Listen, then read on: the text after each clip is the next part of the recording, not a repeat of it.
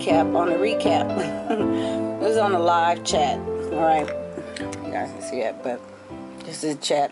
The chat is over, and this chat went quite long. It was, you know, a lot of people in the chat, very helpful, informative. It was just moving, but you know, I'm just going through rereading some of these comments and just seeing what sticks out to me. I like to keep notes, so this is what you all are going to see. We need you to do a whole video on that. I was talking about discipline at that point. So if you watch this chat, the whole lot, watch in its entirety. If you have to break it up, because I know it was long, watch it. There was a lot. People were coming in, you know, various times, and a lot of input, not just myself. But yes, I was giving a recap on what was going on in the conference this past week. But discipline, you know, I have been talking, giving you know, messages and things like that that, you know, were put forth on me to deliver on the discipline. A lot of the speakers in the conference came out with the same things. It was just ironic, okay? And I spoke in this chat that yes, I took things away, but a lot of those things that they were talking about were things that I have been giving you all along, okay? A lot of these curriculums, somebody said something about, let me go back up here. I'm not into purchasing curriculums. I don't see spending that much on money. I don't see spending that much money. That's just me. I know some good ones, but they are like charging, it's like college money. Exactly. And what I was saying when I, you know, spoke on the writing with the children, if you have not seen that video, go back and watch it. The tips that Julie Bogart gave out were the same things I told you. And I told you she's selling that information. And those, you know, programs and, you know, workshops, you all don't have to feel that you're left out if you cannot afford those things. I am sowing good seeds on good measure and good faith. Okay, I'm not charging anybody, but those were the exact same things. Okay, I can't share, you know, footage or anything, you know, from the conference, but you know, I took very good notes, and you know, you can get a lot from her site as well as the other speakers. But yeah, don't, you know, nobody should have to feel like they cannot, you know, they cannot afford, or they feel like they're missing. You're not missing anything. The same way I shared this convention and how it was free for all and all you do is sit, that information was not hidden. My point at that was we are, you know, in this microwave society that I always talk about. Everybody wants things, and they want things instantly, and they want things given to them, and they don't want to go look for them.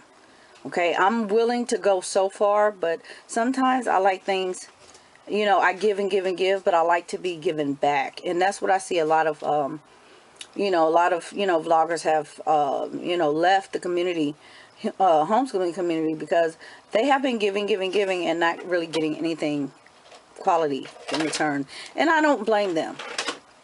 You know, family is first and foremost. But like I said, the information that I give and share with you all, you know, you could have found the same information on the conferences and on the conventions and things like that. You have to know what you're looking for. You need help on reading. You need help on math. You need help on science. You can find those things for free. People just like me on their websites and on their blogs, they give out their programs, their, you know, what they're doing, and details, good stuff, you know, sometimes printables, and for free on good measure, okay, in good faith. You don't have to worry about buying those things and purchasing those things and not being able to afford those things. The best things, you know, like I say, are mom made. You know, some of the best things that I find, things like this convention, I find things like this all the time. You know, and you know, I'm affiliated with things all the time. I don't share every single thing. It's kind of hard. But if I see somebody and they mention something, or somebody comes directly to me, I get that a lot, and I will say, go over here. go over here. I know of this resource. I've checked it out. I've used it. I don't have to use it anymore, or you know, something like that. And a lot of you here can come to me and say, yes, she's done that. She's done it. I don't have to put that out there. You know, I don't have to show it off. But I know the help that I have been to many, many, many, you know, and the help that you are to me by having me come on here and continually share with you.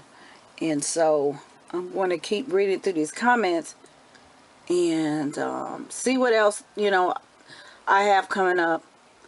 I'll probably have to go back and you know, just kind of watch this a little bit to see what I said I have coming up. I have so much, but I have a lot on my plate. Stop calling during school. Yes, that was something that was heavily recommended. What's something else? Just a minute. You know, the distractions, but more so what Joy was saying about the discipline. Okay, I have some more coming on, and I know many of you are going to turn your head, shake your head, but you're saying your homeschool is chaos, your home is chaos, the kids are chaos. There's a reason why, and the reason really points to you and your discipline. You know, those of you who are in here watched an incident, you know, live going on, and you saw how I reacted, how everybody else reacted, and this is natural. I did not stop anything. I did not whatever. One thing I did not, you know, put out that the child is sick. She has been sick for the past couple of days. She's not feeling well. Actually, they all are kind of under the weather. She's actually asleep, so she fell asleep. But, you know, you saw how I handled the things. I could have easily just yelled at her. I could have stopped the chat. I could have, you know, reacted a lot of different ways. But this is a natural occurrence. I took to her. I left you all. I validated her feelings after I listened to what she had to say. Redirected her. And then I had to wait. You don't go back immediately, but you wait some time. And then you go back and you may have to, you know, redirect them again. So, but that's what you do. You don't yell at them. You don't blow up at them. You don't stop school. You remove them. Okay? Discipline. It's what I got out of the conference as well. But again, this is something that happens every day here.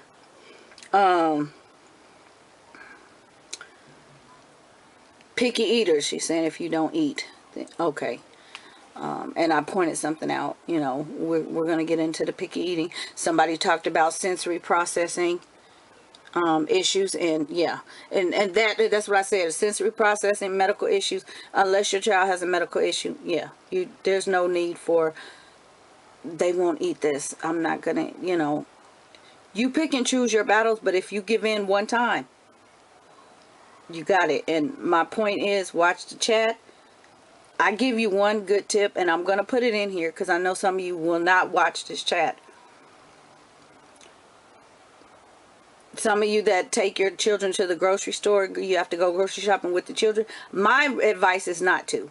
And this is something I shared a long time ago in pantry inventory, groceries, because somebody asked me personally, how do you manage all these groceries and things like that? And I did a step-by-step breakdown of how you do it, how you keep a stockpile of certain things, because running to the store every other week or every other day is not feasible. It doesn't work. A little bit of food, no. I need to have a full grocery store in the kitchen so that I can cook. It also saves the budget, because average weekly trip, you spend $150. Okay, I can feed the whole house all day, every day, for a couple $100. Okay, it does not take that much. You have to be smart. You have to keep staples. But one thing I said was, don't take the children to the store. If you take the child to the store, you're going to the cookie aisle, you're going to the chip aisle, you're going to the, you know, cracker, whatever. Guess what? You have the wallet. Don't buy it. If you want to buy cookies, cookie dough, or make cookie dough. Do not have that stuff readily available. Chips, I didn't even get into this. I have this coming up. Chips, cookies. We talked about in the last chat, money. I talked about passive incomes and how to save money. Somebody was saying, I don't have another income. I need to save money. I want to save money. I want to know how. And I said, you can do this. And I know I'm talking fast, but you can do this with the income. You have to look at the income you have. Okay? You guys, you spend so much money on chips and juice. It's just chips and juice alone. I crunched some numbers. It's ridiculous. Okay? It's ridiculous. And if you have a large family, see, large family have tips because they know they can't feed their kids chips and juice every day. We can't do that because we can't afford to do that. We would not have any food. And the smart large family has crunched the numbers the way I did and figured out how much that stuff adds up to be over a year. And then you go on to 2 years. Okay? And that's just chips and juice. Add up all the other junk that you buy. Okay? Yeah, that's a lot. And that stuff I don't even eat. So I'm not getting ready to put that money into that if I don't even eat it. It's bad anyway. Another thing I advise you to do if you take the kids to the store, teach them how to read food labels. My kids know they don't eat certain chips. Hey, they discovered this have sugar in it. This have this in it. Teach the kids that. They will understand why you don't want them to have it. But you don't want to have that stuff readily available. When you make dinner, when you make lunch, when you make breakfast. If you have chips, cookies, juice, fruit snacks, yeah, that's another one. All that kind of stuff in the house, what do you think they're going to choose? And then you're choosing your battle. Some of you are at the register. The kids are flying off the handle because they want to open the box or whatever. If you had left it on the shelf, you wouldn't have that problem. Real talk. So that will end your picky eating battles right there. When we grew up, we ate what was given. I will give them, we may have 4 things. You will eat 3 of what's on that plate. That's it. Okay? That will end it. That's not being harsh. That's not being strict. None of that. The first time you say no, you don't have to, or you give in to that tantrum, they won. You kiss your money goodbye, kiss your discipline goodbye, and kiss your control goodbye.